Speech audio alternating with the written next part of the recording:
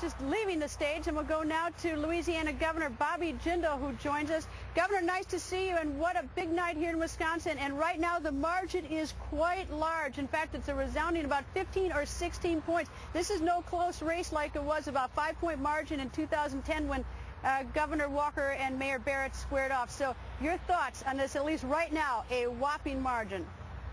Greta, what a great night, not only for Wisconsin, but for America. You know, a lot of the experts, a lot of the pollsters thought this was going to be a late night in Wisconsin. I think it's going to be a late night in Chicago. I think there are going to be a lot of people in the Obama campaign very worried about these results. What it shows is when you've got a leader willing to make the tough decisions, Scott Walker not only cut spending, he's grown private sector jobs. He's done exactly what he promised the voters he would do. They rewarded him again tonight, just like they did a year and a half ago. President Obama has done the exact opposite in Washington. We need leaders that are willing to think about the next generation, not just the next election. I think it's a great night for Wisconsin. It's a great night for America. You know, Governor, though, this margin, if it holds 15 points or so, that is actually, is hugely significant, because that means in the state that because there's a huge get out to vote drive among Democrats and Republicans, that means probably that a lot of Democrats were peeled off and voted for Governor Walker. I mean, look at these numbers, 57 to 42. I don't know how it's going to end up, but that is a huge message here in the state beyond just the victory. Greta, that's exactly right. Just 4 years ago, President Obama won this state by 14 points. Tonight, you've got Scott Walker cruising to an easy victory. But look at what happened in this campaign. The hard left went after Scott. Now, remember why they started this recall in the first place. It's because he had the audacity to say to state workers, state government unions, that they should pay at least something towards their own pensions, their own health care, something that's very common in the private sector, by the way, very common for those taxpayers that are paying these bills. He had the audacity to make them do that so he could close a $3 billion deficit without raising taxes. He cut property taxes. They've added private sector jobs. The unemployment rate is as low as it's been since 2008.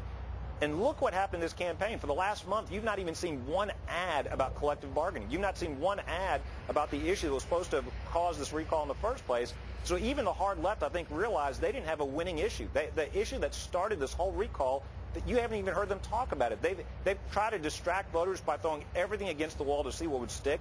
The president himself wouldn't even come to Wisconsin. I guess if you're a Democrat out there that has stood up for the president, you might get a tweet, if you're lucky. Not exactly great leadership. Obviously, you've got a president who can read the polls, did not want to come and be a part of this loss. Maybe he realized that he would have been a drag to Barrett. Maybe he didn't agree with these radical policies. For whatever reason, he decided not to come from Minnesota, not to come from Chicago. It would have been so easy for him to come to Wisconsin and try to help Barrett, and he didn't do that. I think it speaks volumes. I think you're exactly right. This was a state that was not considered 4 years ago was a safely Democratic state. Now even President Obama is considering it a toss-up state with tonight's victory. I think this is a state, not only can we win in Wisconsin, but I think Republicans, I think Governor Romney can also be very competitive, can win in Michigan, Pennsylvania on his way to taking back the country. The reality is, this shows conservative reforms work. They've worked in Wisconsin. They've worked in Louisiana. We need to see them work in Washington, D.C. This sends a strong message to President Obama. Now, I predict, Greta, that the White House will try to minimize this election. They'll try to say this was insignificant. It's not a sign of things to come. If it had gone their way, they would have been the first ones to say this is a sign for November. The reality is this is a very telling sign. This is a very telling sign about what's going to come in November as we begin to take our country back.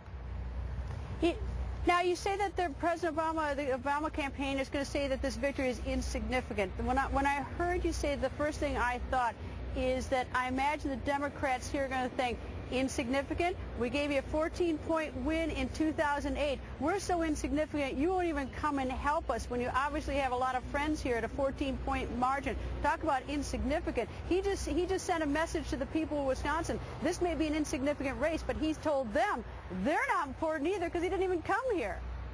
Absolutely. And look, the National Union has made this their premier race. They've spent tens of millions of dollars, sent thousands of activists into the state, sent celebrity activists and liberal extremists into the state. What this shows is the hard left agenda is not what American voters want. Look, the president promised he was going to cut the deficit in half by the end of his first term. He promised he was going to reform the entitlement programs. Promised he was going to get the private sector economy. Done none of those things. Scott Walker actually had the courage to do what he promised the voters he said he was going to do when he was elected. He got into office. He's cutting property taxes the first time after they'd gone up over $1 billion. Again, he's added over 30,000 private sector jobs. Thanks to his reforms, local school boards and schools are benefiting from those reforms. What this shows is that conservative reforms work. The American people, the Wisconsin voters are saying, and I think the American people are saying, we want leaders who are willing to make tough decisions.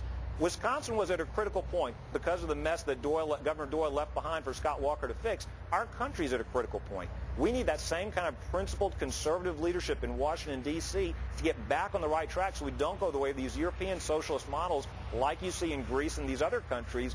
We can't afford another 4 years of President Obama. What Scott Walker has shown tonight is that good policy is great politics. You know, all the experts would say, don't take these bold stands, don't take these courageous stands, don't take on the unions, don't make these tough decisions. He did the exact opposite, and he's being rewarded with a great victory tonight. I think there are a lot of politicians in Washington, D.C. that could take note from Wisconsin. I know you're from Wisconsin, and let me give a great shout-out to the great state of Wisconsin. You've sent Paul Ryan to the Congress, a great fiscal leader. Ron Johnson to the Senate, great leader. Ryan's, I know who you had on your show earlier. You're the chairman of the party, a great leader. Scott Walker, a great governor. So Wisconsin's doing a lot of great things for the country right now. Governor, thank you, and we're going to hear from Governor Walker very shortly, but we'll take a quick break. Thank you, Governor. And straight ahead.